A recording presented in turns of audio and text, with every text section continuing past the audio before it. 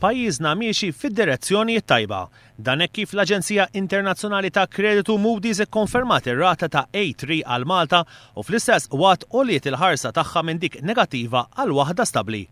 Fir-rapport tagħha dwar Malta, Moody's qalet li din il-bidla ġejja mill-fatt li id-dejn tal-pajjiż mistenni jistabilizza ruħu matul is-sena d-dieħla.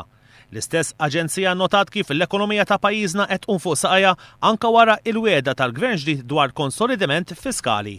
L-ewwel darba aġenzija qed tirrikonoxxi mhux biss id-direzzjoni fejn irid imur il-Gvern imma tturi li hemm indikazzjonijiet diġà li dak li qiegħed qiegħed iwettqu. Niftakru li l-sentejn ilu konna f'livell ogħla ta' A2 negattivi, fil-fatt is-sena l-oħra waqqawna fil-grade Moody's u baqgħu negattivi u sal-ewwel darba għamluna tellawna għal stable, ġifieri stabbli.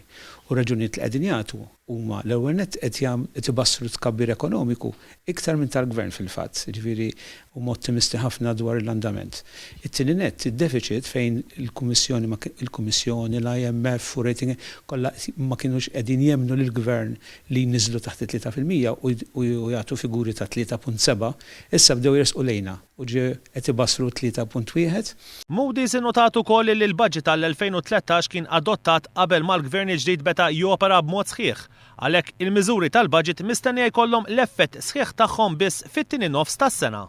M'hemmx dubju li r-rapport ta' Moody's u ċertifikat sabiħ għall-Gvern Laburista.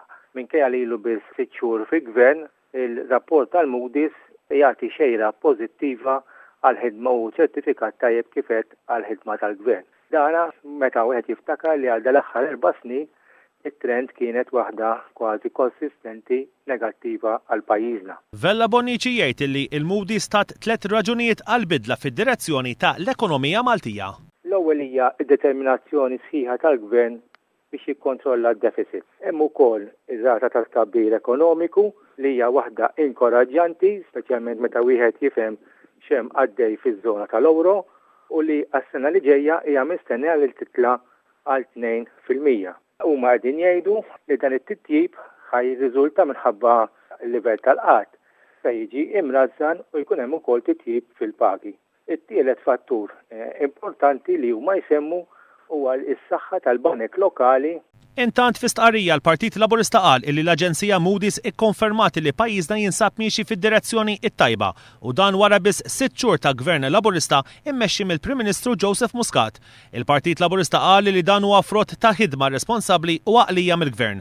Ta' min ifakkar li taħt gvernijiet nazzjonalisti preċedenti l-outlook tal-ekonomija kien wieħed negattiv għalkemm sena wara sena konna nisimgħu kif il-finanzi kienu fis-sod.